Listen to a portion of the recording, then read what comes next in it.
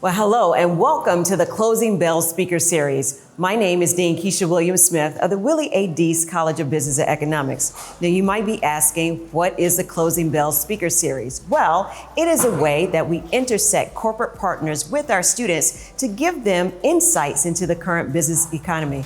I'm holding here a vintage program from the 2014-2015 year. And so you can see we have been doing Closing Bell for a number of years because we know the importance of having our industry partners come and share insights with our students. So we're so excited for this opportunity and we look forward to all of the corporate partners and students that will engage with us this academic year. Hi everyone, my name is Jordan Abraham and I want to thank you guys for coming to the first Closing Bell series of 2025, the first semester. And today I have the honor of introducing Dean Keisha Smith. Well, for folks that have seen me talk before, I always say welcome to whatever day it is. So welcome to Wednesday. Welcome to the Closing Bell Speaker Series. I'm so excited that you are here, and I'm also excited to serve as your dean. So my name is Dr. Keisha Williams-Smith. I'm serving as a dean on an interim basis for the Willie A. Deese College of Business and Economics. I've seen some of y'all in the hallway and all that good stuff. So we're excited that you are here for the Closing Bell Speaker Series. Now you might say, clearly everybody's here, not because it's extra credit, right? Not at all, right? You're here because you're here to get some industry insights and all that good stuff. But we've been doing Closing Bell. I went upstairs. This is a Closing Bell Speaker Series brochure from 2014, 2015. Wow. So we've been doing the Closing Bell for a very long time, and it was really instituted to intersect our corporate partners with you all so you all can get great industry insights. So we have a fantastic speaker lineup for you this semester. We hope that this is not the first time that you'll come every time because it's really built for you to ask those key questions about how do I transition from the Willie A. Deese College of Business and Economics. So I'm not going to take up any more time. I know my supply chain Aggies are ready to rock and ready to introduce our speaker, but I just wanted to give you my greetings and tell you thank you so much for being here this evening, and I look forward to seeing you in the hallway real soon. So just to give you all a little background about Ms. Carlene Bills. Ms. Carlene Bills is a highly accomplished executive renowned for her ability to orchestrate organizational transformation and build successful strategies, particularly in challenging and involving environments. Her extensive career within the automotive industry encompasses a unique blend of experience across engineering, finance, and brand management. Carlene's leadership capabilities were powerfully demonstrated as the CEO and president of Ford Component Sales, a wholly owned subsidiary of Ford Motor Company. So she is also driven to learn, understand, and improve products, people, systems, etc. Her energy is contagious, and employees continually aspire to be on her teams. One of the reasons that Carlene has excelled in soft skills is making her sought after leader and speaker is because she's made career development and a requirement and not an option. She made a commitment that if she were ever blessed to rise in the ranks of leadership, that talent development, mentoring, and inspiring others would be part of her legacy. Carlene's teams commend her for creating environments where people feel supported and empowered to seek boundless possibilities. When leaders focus on legacy, they know that what they do is no longer about them. Carlene says it's about igniting the next person's purpose and passion to feel like they can step into leadership and be successful. I'm committed to creating a positive impact and inspiring others to achieve their full potential. Carlene is active in her community and church, serving over the years in positions supporting youth, fellowship, and community enrichment. She's happily married to Samuel Bills, and together the greatest joy and highest success is raising their daughters, Sanaya and Sammy. Ready, Set, Forward is more about the customer, bringing that customer into our different lifestyles. So you're going to hear about build, thrill, and adventure. I drive a Bronco. And so what do you think? I'm that thrill type of girl. I also got a Mustang and I also have a Navigator. So I kind of float across all three lanes of the lifestyle. And people say, well, we built lifestyles for one person. I tell people I'm diverse. So one day I'm one thing, the next day I'm another. But it was truly amazing being a part of this team and was truly honored to help serve. I wanted to start off first. Someone asked me a couple of weeks ago, Carlene, how was it, working at Ford Motor Company? And I tell them the story about the elevator. I walk into world headquarters. We got 13 floors. I push the button. My colleagues are standing right with me, waiting on the elevator to open. We got 4 elevator doors. I'm standing at door number 4. We all push the button at the same time. Everybody else's door opens up, but my door didn't. But I know that I have to get to the 13th floor. My colleagues have already gone up. I could have turned around and went home because I don't feel like walking 13 steps. But what I do, I go around to the stairwell and I start making my way up 13 flights of stairs. But on my way up, the lights go off. I'm still walking. On my way up, chairs are getting thrown down. I duck, brush myself off, I still go up. On my way up, I try to open the door and the door is locked. So what do? I go up another flight of steps to go down the hallway to come back down to get to the floor that I need to get. With that being said, my journey was not easy. It was difficult, but it was well worth it. Someone said, is there anything that you would do to change your career path of what you've done over the years? I said, absolutely not. Because every trial and tribulation that I went through made me the woman that I am standing here today. To be from Southwest Detroit, inner city, my mom, single parent,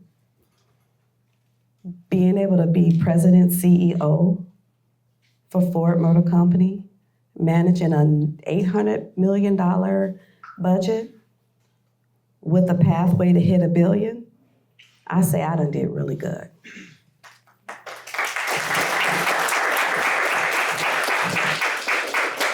So I tell you the story about the elevator is because I want you to take it with you.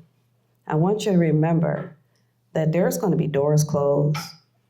There's going to be elevators that don't open, but you'll see, man, it opened up for Jim. Why it didn't open up for me? You have to figure out how to turn that no into a yes.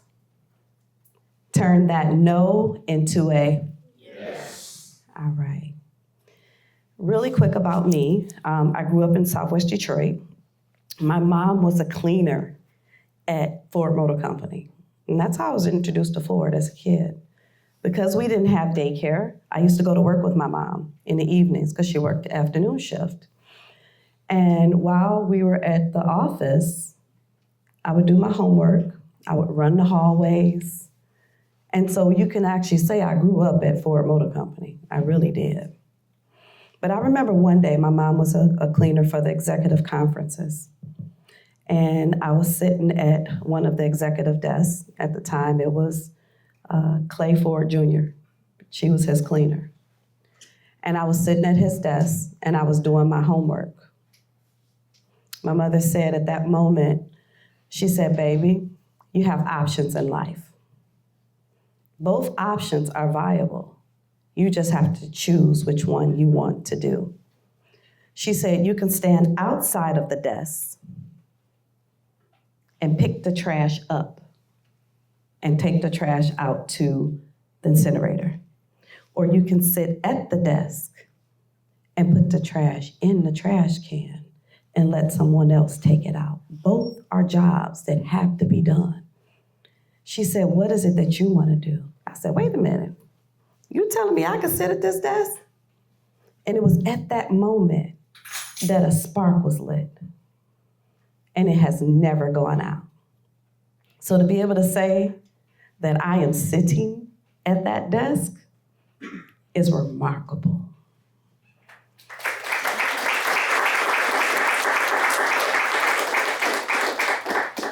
People ask me, what's your motivation? You know, why do you keep going? Why are you still with Ford? I said, I'll be here until it's no longer fun, until I can no longer help other people get where they need to get. So I'm still here because of that purpose. I have a purpose on why I'm here. Can I go to another company and be even more amazing? Absolutely. But my purpose is here at Ford Motor Company until it's no longer fun for me. I talk about the circle of life, the 3 phases that you're gonna go through it, and you're in it right now. The first phase is called the puppy phase. That's the phase where you're out there, you're trying to learn, that's transitioning from high school to college. And you're trying to find yourself. You're trying to find what type of man, what type of woman you're gonna be.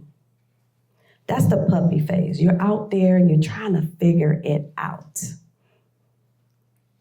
The next phase is the do something phase. How many seniors do I have in here? For my seniors, you guys are in the do something phase. Because guess what you gotta do? You gotta do something to go get a job.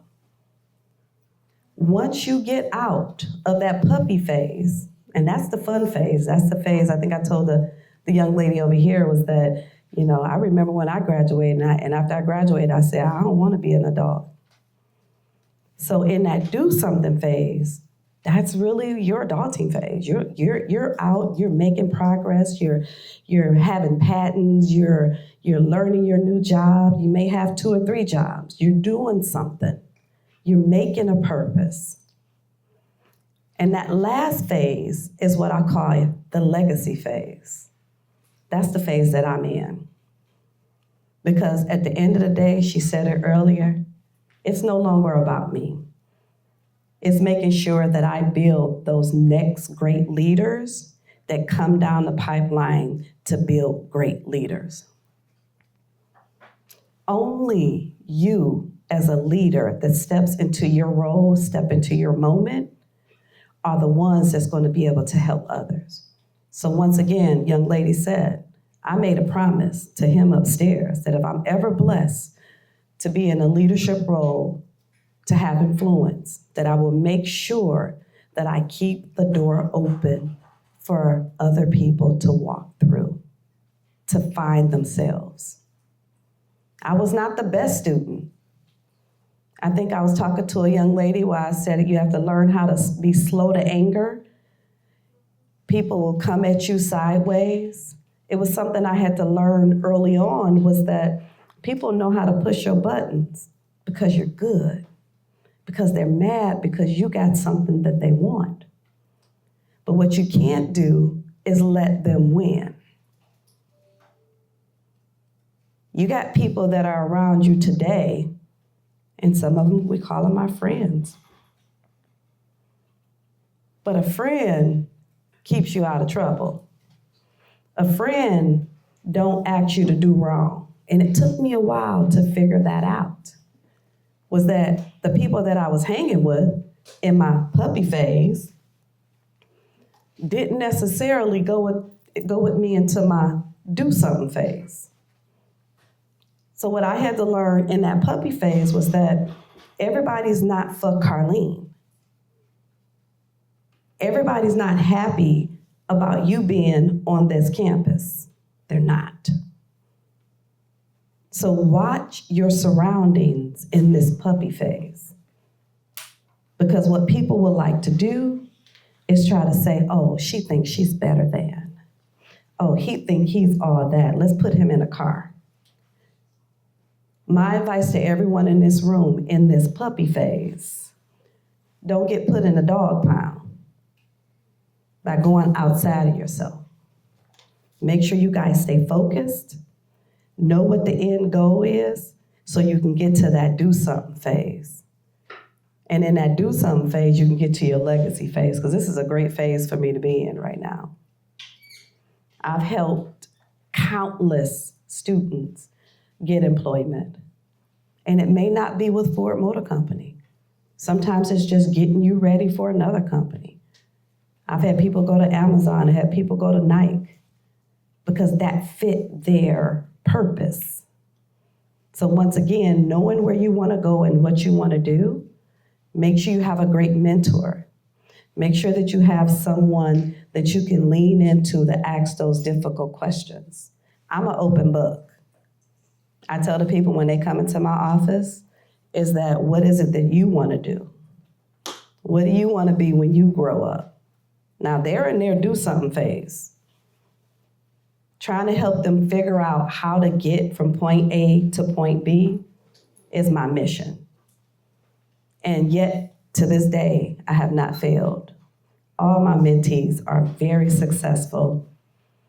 And I told one young man, I said, when you become that CEO president, please remember me. So when you're going through life and you're trying to find yourself, make sure that you got people that got your back. I call it looking at your six, making sure your right and left is covered, and you got the front. Surround people in your network that are for you. My next part is I want to talk about my 4 Ds: dedication, determination, desire, and discipline. I ran track in high school, and that's what my coach gave us in high school, was that we had to learn how to be dedicated, we had to learn how to be determined, we had to learn how to be disciplined, and we had to learn how to have a desire to continue to be on this field. I took that from high school all the way into my career. Because at every moment, I know there's a spot that I need to make sure, okay, Carlene, you need to be disciplined in this space. Okay, I'm really tired of this job. You gotta have the desire to want to stay and make it your own. Finding that dedication. Where's that determination at? So when you look and you think that people are going to be there to motivate you, some are, but you gotta motivate yourself. Because when you're in that silence and you're in that room by yourself and you're trying to figure it out, I would repeat to myself, dedication, determination, desire, discipline. I wrote it on sticky notes, put it all over my room. I keep it on my desk. My team, my mentor team, got a plaque made for me with the 4 Ds. So not only do I use it, my mentorship group use it. And they take it where they go when things get tough. So I definitely would say for everyone in this room, you made it through one hurdle because you're here. Think about your friends who didn't make it and are not here with you. You have to continue to jump over those hurdles to make sure that you're continuing to climb upward. Last thing I'll say is that when you get that no is a yes. I said it earlier. Don't just give up. When things are going hard and things are not going your way and I didn't get that job that I wanted, it may not have been meant for you. What God has for me is for me. And so when I get those disappointments and I didn't get that job that I thought I wanted, you guys would never believe how many times I've been blessed. Because I thought that was the job for me. But if I would have took a job 3 jobs ago, I wouldn't have never been president CEO. It would have took me in a different path. But I didn't get the job because it was not for me. God had a higher plan for me. So as you're out looking, make sure that job is for you. All money's not good money. Once again, can y'all say it with me? All money is not good money. It's not. You got to get in a place that's going to make you happy, to build your family and to build your net worth. I really want to say thank you to Ms. Janice right here. She has been my handler all day, and she has been taking care of me. But what I noticed about Janice is that when we were talking, I said, she a hustler. She gonna go far, and she's gonna go far quickly.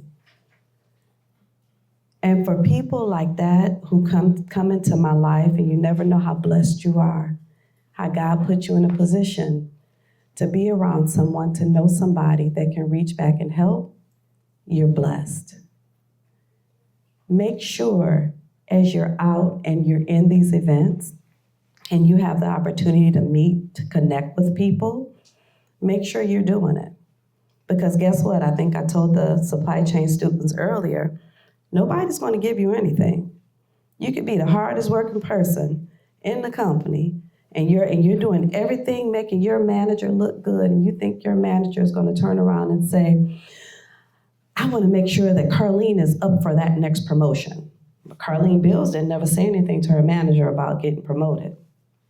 You own your career. You are the captain of your ship. Say it.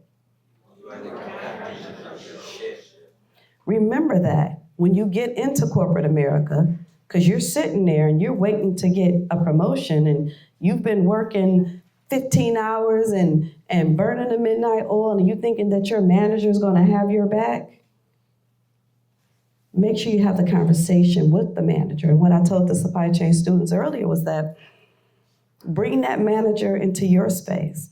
Hi, Mr. John. I just want to make sure that you understand what I delivered for the full year. These were my objectives. I have exceeded my objectives. I am looking for an opportunity for you to help me grow and get promoted. What do I have to do to be considered for that next up opportunity? Ask. Don't be afraid. For my women in the room, research souls. We're hard workers, but we don't ask. I had coaching, executive coaching, when I moved up the ranks, and it was one of the things that my executive coach had to tell me. She was like, Carlene, you gotta ask for it. You better believe everybody else is asking. They just not gonna give it to you. And guess what happened? When I started asking, boy, that bank account started growing. I was like, I should have did this a long time ago. But sometimes you think people are going to do the right thing. 9 times out of 10, maybe not. But I just want to make sure that I, give you guys time to ask me questions. Thank you so much for giving me the opportunity to be here and be a part of this amazing experience. Carlene Bills on LinkedIn, so I should have at least 50 people that are connected with me on LinkedIn. I answer my LinkedIns, and that's a promise that I make myself. When the students that I connect with send an email, it may be slow to respond, but I do respond. Thank you, everyone. Thank you for the invite to come down here to speak. I will open up the floor for questions. My name is Jonah Williams. I'm a first-year finance major from Buffalo, New York. My question is, how do you combat adversity in the workplace day to day? When I see something that's not right, when I see something going wrong, I speak up. When I first started, I would look like, oh God, I'm thankful they're not talking to me. I kind of shied away from it. But what I'm learning is that this new generation that's coming in, they're very vocal. And they ask for what they want. So if you see something that's just not right, say something. Find that safe space to be able to combat it. I get a lot of people that come to me, Carlene, this happened. I said, well, what did you say? Did you address it then? Did you address it after? But you gotta find that space. Sometimes you can address it at that point. Sometimes you address it in private after, but guess what? Address it in a nice, professional way. Hi, my name is Mackenzie Morris. I'm a business management student coming from Durham, North Carolina. And I just wanted to ask, so I know that you said that when you started your interest in Ford, it came from your mom originally, but how did you know that was the field that you wanted to go into for sure? When I got that first paycheck. No, I started in engineering, and what better place to be an engineer than in an automotive company? I'm a car girl, love it. I probably will post my video. I was just in the Ford T1 with a professional racer out in the deserts in Vegas. And that was such an amazing opportunity to be able to see the products that we create. I was able to ride in the vehicle. I think I lost about 3 lives, back in the desert, but it was truly amazing. I love cars. I love speed. It was a place for me. Hi, my name is Michaela Beckford. I'm a first-year finance student from Detroit, Michigan, 313. And I just wanted to know, where did you get I read the little bio that we have for you. And I wanted to know, where did you get your MBA and like how long after you got your bachelor's did you get your MBA? Western Michigan University. And it was right after, probably about a year, I was in my first job. Okay. And my first job paid for my MBA. I was telling this young lady about it. As you're out seeking out companies, find out what their tuition reimbursement program is. Are you able to pay for my MBA? That was a huge reason why I went to the first company that I went to, because they offered to pay for my MBA. And I paid nothing out of pocket. I thanked them. My name is Robert Snipes. I'm a first-year marketing student. And my question is, what does leadership mean to you? To be a servant. I'm a servant leader. Leadership is not about power. It's about empowering the people. I tell people all the time, I'm super smart, but I don't know everything. So I surround myself with a team that can help me fill in those gaps that I need. But without being a servant leader and a good leader, people wouldn't want to work for you. So for me, being a servant leader is a must. Thank you. You're welcome. My name is Dre Jackson, accounting student, third-year accounting student from Fayetteville, North Carolina. And my question was work-life. I had a question about work-life balance. So you talked about burning the midnight oil and then you having a family. What is your work-life balance like? So I just told the young man up there, I said, if I don't be on this plane to get home in time, my husband's going to send the FBI looking for me. So work-life balance for me it's better. And I'll say it's better right now because I'm in a really good, stable position. But when I was on that grind, I had to tell my husband, he's a retired U.S. Army. And after he retired, I said, okay, it's about me. Because I was that Army wife that supported her spouse. When he decided to retire, I put the pedal to the metal and I haven't stopped. I make time to make sure that I'm there for my girls. I make time to make sure that I'm there for my husband, but they've been sharing me for so long. They're just like, as long as you're home at night, we're good. So I always try to make sure if I'm doing a trip, I'm in and out. I call it a turn and burn. But work-life balance for me is important. And my girls, 18 and 16, they're my joy. Hello, my name is Kendall Haney. I'm a first-year finance student. And I have a question about your 4 Ds. So you brought up how you have to have desire, but does discipline not come in when you don't have the desire anymore? So you stay on top of it. Do you always have to have that desire or that spark burning? I think for me, the desire is important because if I'm not desiring the space that I'm in, I'm not going to be disciplined. I'm not going to have the dedication. It's just not going to work for me. So for me, it all kind of flows together. And when I don't have one, it kind of interferes with the others. So I always make sure that wherever I'm at, that's where I want to be. That's my sweet spot. And I think out of my 23 years at Ford, I've had one job that I did not like. But it was the job that I learned the most. Hi, my name is Carmen Fleming, and I'm a first-year business student. And I wanted to ask, how did you go about creating your campaign for Ford? Boy, that started last year. It takes a long time. We have amazing agency partners. So what a lot of people should know is that Ford partners off with agency partners called White & Kennedy, JKR, Fantasy. So for my marketing majors, Sometimes you may not work directly for Ford, but you can work with Ford. So this is a partnership with our agency partners, WK. But one of the things when you have input, what did you notice about that video? I noticed that it was bold and it added emphasis on Ford's lifestyle and yeah. Did you see the people? Yes. It was diverse. Very diverse. That was not by accident, because guess what? We have a diverse population that buy our cars. So that was important to make sure that not only that boldness, that edginess, that for me, when the people was jumping off the cliff, that's Carlene. I be doing stuff like that. Insurance company probably don't like it, but I be doing stuff like that. But that bold and that edginess and that diversity was really important to make sure that we connect with all people, because this whole new brand rollout is about the people.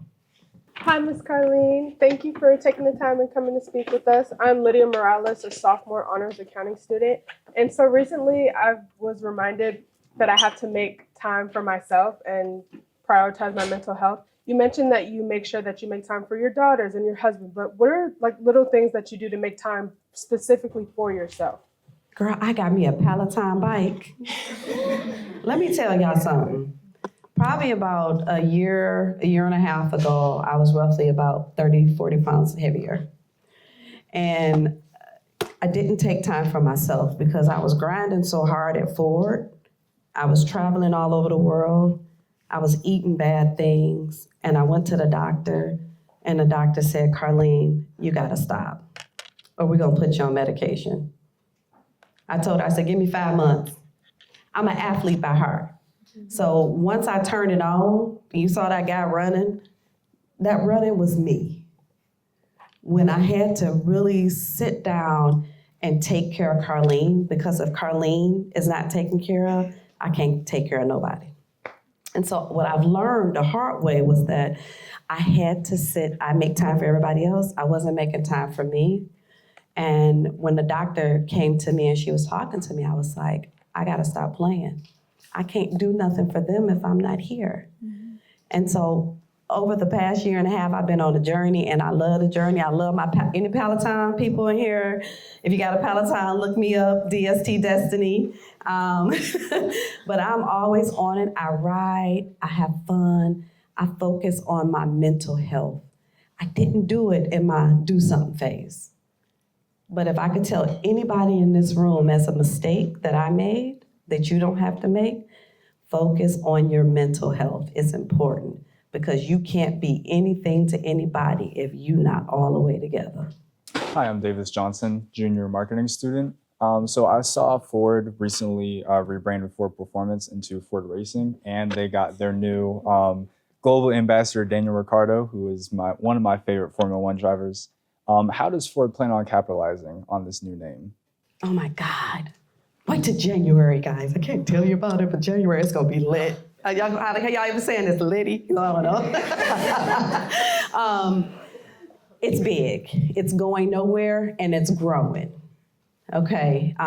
When Ford Performance launched many moons ago, it was always there, but it wasn't really a big push. Now it's a big push. It's a part of the new brand campaign. It's out there. It's bold. And the racing space that we're in, when I tell you I was in the desert, it's actually a video of me in the car that was recorded. And I think I probably dropped more F-bombs because I was so scared. It's not going anywhere. And it is an amazing space to be in. We're close to it. And for my racers, definitely, they're hiring. I'm looking. Oh, and once again, handshake. I did reach out to my colleague, and he said, all of our jobs are posted on handshake. I just wanted to see, I see how you talk about Ford and just your time at Ford, and you sound like that you just still enjoy it even after 23 years of service there. How do you keep that enjoyment factor? Seriously. I love bringing in new talent and making sure that that talent is ready. I love mentoring. I love helping. The job is the job. That's what we're hired to do. But the ability to grow talent, that's amazing. Because not only are you growing talent, you're impacting lives. That's where I'm at. Well, since your mom was a cleaner and you was in Ford, and then you realized, okay, this is the chair I'm gonna be in, how did you stay connected with Ford throughout high school, and even when you mentioned your puppy phase and knowing, okay, what am I gonna do? Like, how did you stay connected with Ford? Okay, I'm going back to Ford. This is where I'm gonna be at. How did you stay connected? So I actually went to a supplier to Ford. So like I told you guys, sometimes you just don't work for the company that you want to work for directly. And I was in a negotiation meeting with Ford Motor Company. Went in to get money for my particular project, and they kept telling me no, no, no. But by the time I left out, I had more money than what I asked for walking out the door. And the manager at the time said, I need for you to come work for me. He said, because you're good. He said, I don't know how you did what you did, but I took the engineering specs and I said, however, if we want to go further and do X, Y, and Z, that would be an incremental $400,000. And he knew where he wanted to go. I knew where he wanted to go because I did my homework before I met him. You know, I'd be internet surfing. But at the time, it was making sure what was his objectives, what was his direction, where can I make him look good? And that's what I took in. So earlier, Miss Carlene was telling us about how, like, to know our worth when it comes down to, like, pay and what we're starting off with when we're getting jobs in the workforce. So I want to ask this question for the student body so they can know what skills will help us be able to get higher pay when we get started jobs. What skills, like, do you look at for supply chain students? What skills do you think marketing students, management students, or whatever space they're looking for in to be certified in or to make sure they have experience in before they're applying for full-time roles so we can make sure we're graduating with top pay jobs? Some sauce. So secret sauce. I don't be putting this on camera now. I'm just kidding. For me, when I'm looking for candidates, supply chain engineering, my biggest thing was data. Where's that analytical background? Because everything we do is centered around data. I need data savvy people that work with me. So if you have that BI, that analytics, now it's AI. And I was telling them earlier is that I need some AI agents that can come in and help build different platforms for me. They could be supply chain, but with a minor in AI. So I do look above and beyond what they have as their overall major. I always make sure, one thing I don't like about Ford is that in order to work for us, you gotta have a 3.0. I found sometimes in college that certain people go through certain things and the GPA just doesn't make it. But it does not mean that they're not worthy for hiring. It does not mean we should not give them the opportunity to come in and show their worth.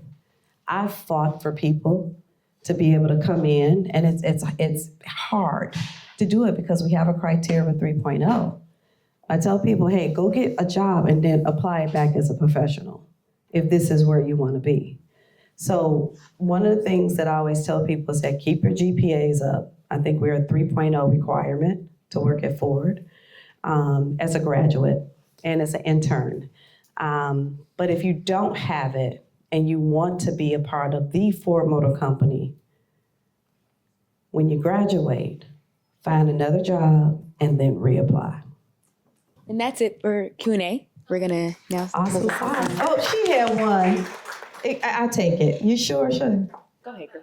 One more. That's it. Last one. Last call. Okay. Sorry, guys. Hi, y'all. My name is Regine White. I'm from Georgia, second semester accounting student.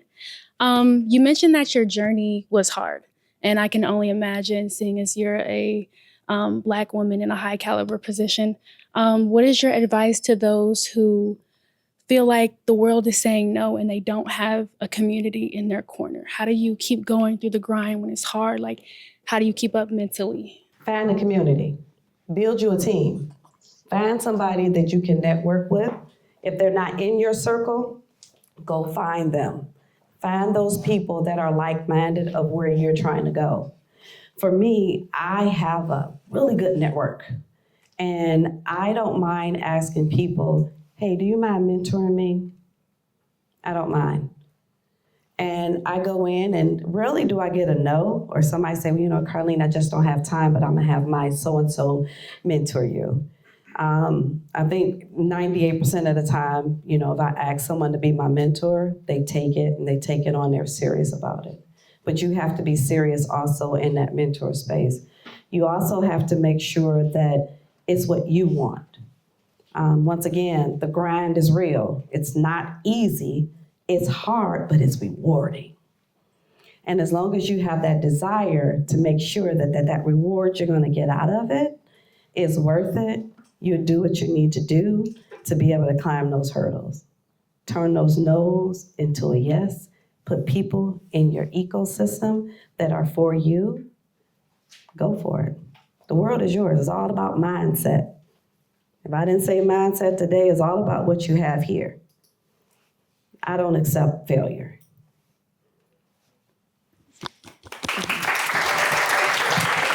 All right, everyone, I want to give a special thank you to everyone for coming to our first speaker series of this year, and also a huge thank you for Ms. Carlene for coming all the way from Detroit. We actually have a little gift for you here. I'm honorary. I aspire to be someone in marketing strongly, in the creative side of marketing. And so when I saw that commercial, it really hit home for me. Seeing how it was bold and outside of Ford's, you know, regular like cars and stuff like that. They really tapped into like their lifestyle, diversity, and boldness when it comes to including everybody. And so I feel like that actually hit home for me with this whole experience. This is my first closing bell as a freshman student, and I will attend more closing bells because I feel like it would be really beneficial for me as a business student, but just as a person in general, and getting the experience of experiencing other people in much higher in corporate jobs and stuff like that I aspire to do in the future. So yeah, I will be attending more closing bells, yes. Biggest takeaway was definitely the confidence that she had in herself and her yearning to want to give back to us. I really felt like even though it was about, you know, her career and her job, it was also very motivating for me. And so I would definitely take that as I go through my time at A&T. I would say it definitely made me feel like a leader, even though I'm still in college and I'm still learning. Being in the presence of a leader kind of rubs off on you. And so it was awesome to really communicate with someone who's at that highest level and to make good connections. Hey, I would let y'all know, like, it's worth the time, man. You never know what one connection can do, especially with, you know, people like her. Like, I feel like the message that she gave was life-changing, and so it's worth it. Come and have a great time.